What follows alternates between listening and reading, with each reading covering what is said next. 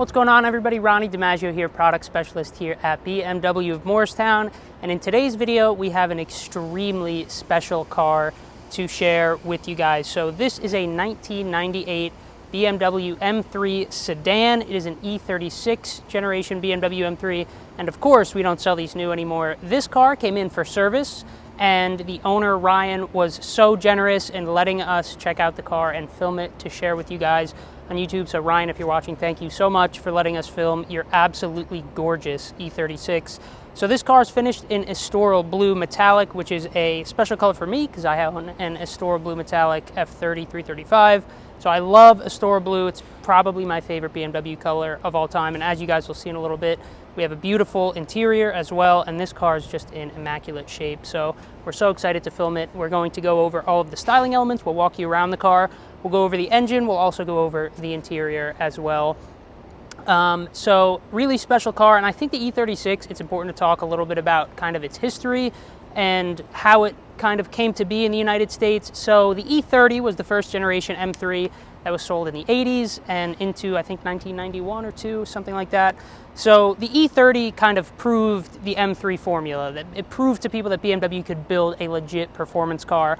But in the US market, they still were a little bit on the fence. So the E36 came out globally in 1992, but it wasn't sold in the US till 95 or thereabouts. And even when it did come out in the US in 95, it was not quite the car that it was in other markets. So in other markets, BMW had proven its performance credentials. In the US, it was still kind of iffy. So they used a less powerful engine in the US market, E36. They used non-vented brakes. It was a 5-speed manual rather than a 6-speed manual. It was a 5-speed ZF torque converter auto optional rather than the SMG1. So it was a pretty decontented car for the US market, which is really interesting because they had to sell it at a lower price. They didn't think people would buy a more expensive E36 M3 in the US at that time. It had to be a more inexpensive car. So there were some changes, which we'll talk about in more detail. But let's start being an M car under the hood. So the E36, when it debuted in 92 in global markets, used a 3-liter S50 inline 6, but when it came to the US in 1995, it debuted with that S50, but a detuned version. So in the US S50, it made about 240 horsepower, 225 pound-feet of torque. However, in 1996, it was upgraded to the S52, still now a 3.2 liter for 96. Still only made 240 horsepower, but it got a small torque bump by about 10 pound-feet to around 236 pound-feet of torque. In the in European markets, the S50 and the S52 both made a lot more horsepower. I think it was close to around 300, if not a little bit more. I think it maybe got up to 320, if I remember correctly.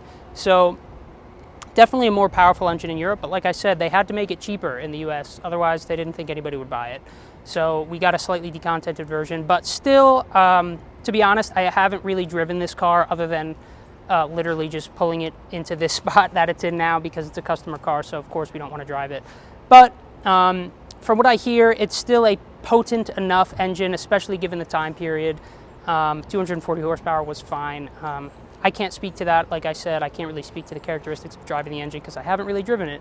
But 240 horsepower is fine for what it is. This is not a powerhouse car. It makes a cool noise. It's smooth. But if you want something fast in a straight line, you kind of need to jump up to even like the E90 M3 if you want it out of an M3. So not the most powerful engine, but a beautiful engine to look at. I'm sure it sounds fantastic. And that is the S52. This being a 98 has the S52. And of course, we have this, my favorite, BMW Estoril Blue Metallic sticker right there on the strut tower. So pretty cool to check out under the hood. Like you guys can see, it's pretty clean under here. The owner, Ryan, keeps this car in great shape, obviously. You can see that, and he brings it to us at BMW Morristown for service. So we love seeing these older cars in service. Owners, BMW owners, it's important to take care of your cars properly, and who better than a BMW dealership? We see cars like this all the time, E36s, 46s, E39s. We've seen some E34s, so we get old cars a lot. So we love to see that they're well taken care of, and you know it's well taken care of if it's dealer maintained. So If you have an old BMW, bring it by for service if you need to. But let's keep checking out this E36 if you want to come around to the side. So as you can see, if you couldn't already tell, this is an M345 in E36 speak. So that means it's an M3, obviously. It's a 4-door and it's a 5-speed manual. So that is kind of the combo for the E36 M3, the M345 as it's called. Pretty cool to see the sedan version because we didn't get a sedan M3 again until the E90 in 2008 or so. So the E46 kind of dropped the sedan. BMW made the E36 in a sedan because there was no M5 in the mid-90s. The E34, I think it was, pardon me if I'm off on that generation code, but the E34 I think stopped in the early 90s, and the E39 we didn't get till 98. So they needed to have a sports sedan in the lineup, so why not make a 4-door M3? And that's what they did. Let's take a look at these wheels. These are Style 39s. What a cool, classic looking wheel. It's a 17, which compared to modern M3 standards is a tiny wheel, but it fits this car perfectly. This is a small car. A 21 or a 20 would look kind of ridiculous on this car. It would look cool, but you know, would be a little oversized. I think this 17 in this style, super period correct, looks really nice. It's a 225 in the front, and then it's still a 17 in the back, but it's slightly wider at 245. But take a look at that side profile, which looks really nice. The M3 of the E36 generation has that sort of twisted side skirt look. Like it looks like the side skirt is contoured a little bit. Looks really nice. And as you take a look at that rear wheel, you can see it's that same Style 39 kind of like turbine look. Such a cool looking wheel. You have a piece of black trim on the sides of the doors. Super subtle M3 badge, and one of my favorite things about the E36 are these mirrors. So it is a winged mirror, just like how we have in modern M cars. So you see that design feature being transferred to modern M cars, and we see it back in the E36. Funny thing about these mirrors, just as I drive this car around the parking lot, they are tiny. The rearward visibility is really lacking with those side view mirrors. But what are you going to do? They look really cool. They're like little bullet mirrors. Look super cool. The E39 had kind of similar cool little bullet mirrors. Of course, we have the Hofmeister kink on the rear window here, which looks fantastic. That's a great angle right there. Awesome side profile for the E36. Classic rear wheel drive proportions, as I always say with M3s, and this car has that. So let's move around to the back. You see the black trim piece continued from the side around to the back.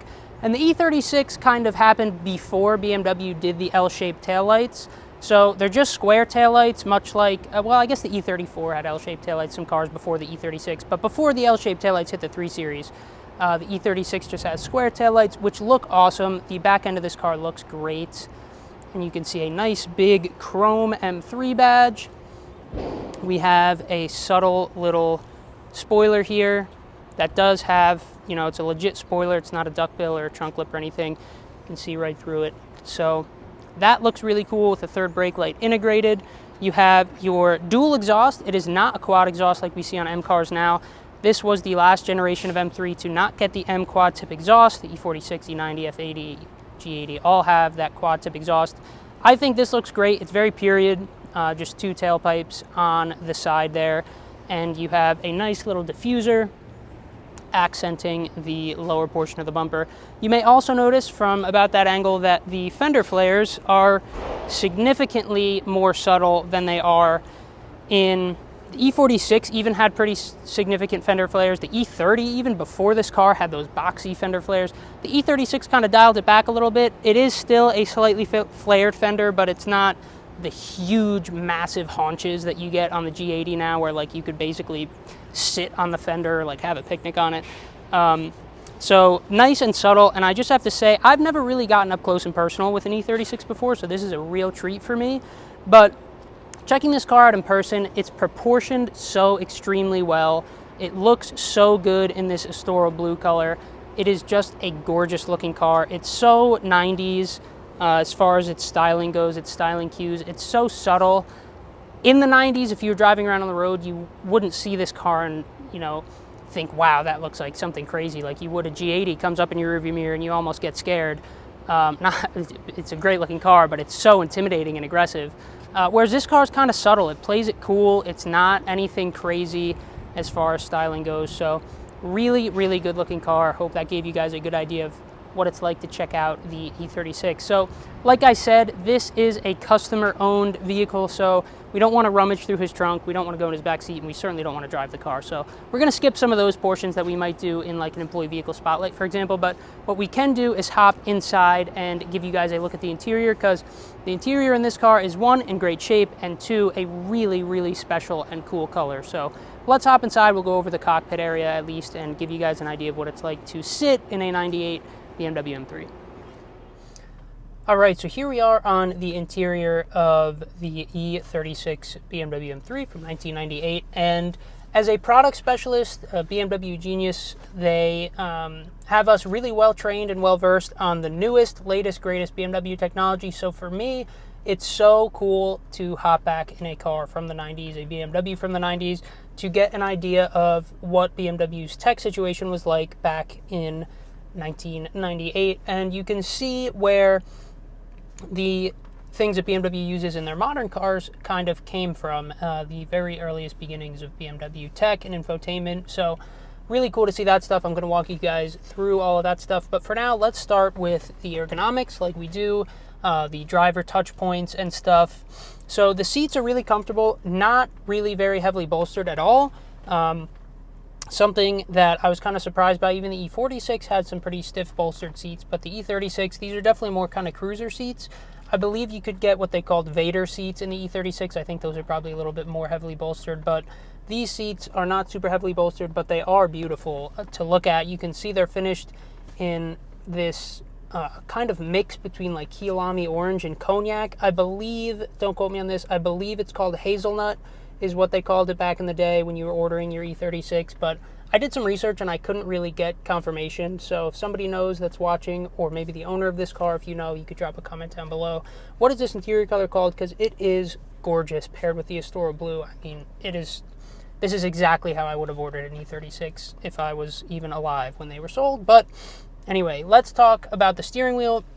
Feels really nice, not super thick or anything like that like you get in a modern steering wheel, but you do still have the M tricolor stitching, which looks fantastic. And the 9 and 3 points are really nice to hold on to. They feel great. And just a good steering wheel. The airbag's a little bit bigger. It's not like the 3-spoke that we've gotten in all M3s since the E36, but the 4-spoke looks fine. It's very period. Not the most beautiful wheel, but it does the job. Looks nice enough. As far as the transmission, this car is a 5-speed manual. If we were in Europe, this would be a 6-speed, but the US market car has got a 5-speed. And like I said, I really haven't driven this car outside of first gear, so can't really speak to how it drives, but if I know anything about BMW manuals, I know that it feels good. The clutch I can speak to. It has an interestingly neutral pickup point. I drove an E36 M3, Joe's car, for a previous video. That car had a really high pickup point. This car feels like more like my F30 as far as the clutch. The pickup is right in the middle, which is what I like, and I think what is generally considered best for a clutch to pick up in the middle and to pick up smoothly, which this clutch does. Not sure if it's stock or aftermarket or whatnot, but it feels great.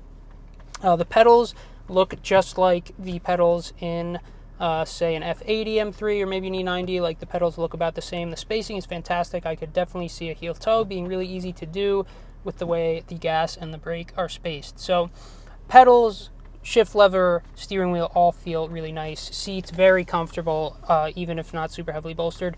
Let's talk about options in this car, because this car has, and I think this is so cool, Harman Kardon speakers. At least it says HK on the speaker grills, which is so cool to see a Harman Kardon system in a car this old. BMW and Harman Kardon's relationship is long-standing and continuing, so cool to see that. Haven't hooked up my phone or anything to test out how they sound. Like I said, don't want to fiddle with anything in a customer's car, but I'm sure they sound great, even if they are, 25 or so years old right now. As far as tech goes, we have a pretty much fully analog gauge cluster. Gas on the left, speedometer up to 160, tachometer, and then our water temperature gauge, or it could be oil temp. Looks like a water temp indicator, but it just says, there's a sticker right there that says check engine oil level regularly, so you never know. But I do think it's kind of funny that there's a sticker that says check engine oil regularly and a gas sticker indicating which octane to use right there in the gauge cluster. BMW would never put a sticker on a gauge cluster nowadays, so kind of funny to see that they did back then. As you just saw, we have a really subtle little M badge right there in the gauge cluster, and From what I can tell, no M badges besides the M stripes in the seats anywhere else in this interior. We do have M3 on the side sills, but pretty subtle as far as badging goes. Whereas the G80, the comps at least have a big M3 competition badge right here in the center console. This car's a little more subtle. Do have an M badge on the shifter, but like I said, subtle anyway. You do have a slightly digital portion in the speedometer down here, which shows your total odometer as well as your trip odometer. And then you have some indicator lights down there. Something cool about the E36, and we'll put a clip in right here, is that it has the very earliest version of a vehicle status screen. So when you first start up the car, you'll get little indicator lights that are different colors that show you how soon your car will need service. So cool to see that. When those get in the yellow and the red, that means, you know, call up BMW of Morristown and schedule your service. But you can see this cars are in the green, I believe, so this car is in good shape. But cool to see an early kind of vehicle status car computer. Speaking of car computers, you do have a BC button on the turn signal stalk like you do in modern BMWs. Stands for board computer. And when I press that, if you want to take a look down here at the lower portion of the center stack, you'll see I can cycle through range, the outside temperature, the average speed of the car, a limit, some more trip computer stuff, a timer. Not sure how to activate this. I don't know if that's like a 0 to 60 timer or something like that, but cool to see. So your fuel economy and stuff like that. So you can click through your trip computer down there. Pretty cool. And you have all of that kind of trip computer info down here. You can click on this for like the temperature, your speed, stuff like that. So that's cool to see. This is kind of the very, very, very earliest version of an in-car information system, kind of. I don't even want to say early iDrive because this is obviously pre-iDrive, but this is the beginnings. This is BMW's earliest attempt at a car computer that is for the passengers to give them information about their car. So pretty cool. Like I said, I haven't played with this stuff very much at all. I don't want to go pressing buttons and resetting things, but cool to see nonetheless. As far as buttons, we have our window switches down here in the center console, door locks, hazards, all down here in the center console rather than on the doors because the door panels are pretty Spartan. You have speakers and a door lock popper and your door lock itself, as well as your mirror adjustments here on the driver's side. So not really any room for the window switches over on the door panels. Door panels are extremely light in this car as well, which is cool to see, and they feel very thin. You know, the door itself is very thin, makes a solid close clunk when you close it. So they kind of center that stuff in here. You have your cup holders under your center console, as well as an ashtray and a coin holder. How period is that? Really cool to see. You do have a cigarette lighter, of course. This is 1998, so need a cigarette lighter. You do have heated seats in the front with 2 levels of adjustment. You have an ASC button. I believe that is the stability control. I believe that is a security light, and this adjusts the sound system. I think this has to do with either the surround sound level or the speed adjustment for the sound system. Not really sure. I don't have access to like product knowledge on demand for this car like I do for the new BMWs, so kind of tough to know what some of these buttons do, but cool to check out nonetheless. As far as the other controls in the center here, you have your AC. All right here, these are all super simple. You have your fan speed, temperature, where the air goes out, stuff like that. And then right above that is your radio. You do have a cassette deck, and you have FM and AM radio. I'm sure you could get like an FM transmitter. There's an FM transmitter right there, or an aftermarket head unit with like an aux port put in or something like that. But I would keep this look. The owner of this car did a great job keeping this look because it looks period. It looks correct. You would not want a big Apple CarPlay screen right here. It would ruin the period feel of the interior. So cool to see the original stereo still installed in this car. With that said, everything in this car has held up extremely well. There's no fading on the buttons. The seats have some cracks in the leather, but what are you going to do? 25-year-old car, of course they do. The steering wheel feels good. The dash isn't cracked anywhere. Just a nice, nicely maintained and great shape example of an E36. And like I said, just so cool to check out how far BMW has come sitting in this car and sitting in a G80. It's hard to imagine how far they've come in 25 years. You can see the similarities, which is really, really cool. But it's just as cool to see how much progress BMW has made. The G80 is such a potent performance car, and so was this back in its day. So cool to see that. Really interesting if you're an M3 enthusiast. It is something to be proud of that BMW's done so well with the M3 today. But with that said, that is going to do it for the interior of this car. Overall, great place to be. It feels really cool and kind of nostalgic, kind of a throwback, but such a cool place to be. See what BMW was up to back in the 90s. You don't get to see cars like this, of this vintage, in this kind of shape, so a real treat for us to check this out, and hopefully that came through on camera. But with that said, let's head outside and wrap up with our final thoughts. All right, so that is going to do it for this walk around and overview of this 1998 E36 BMW M3.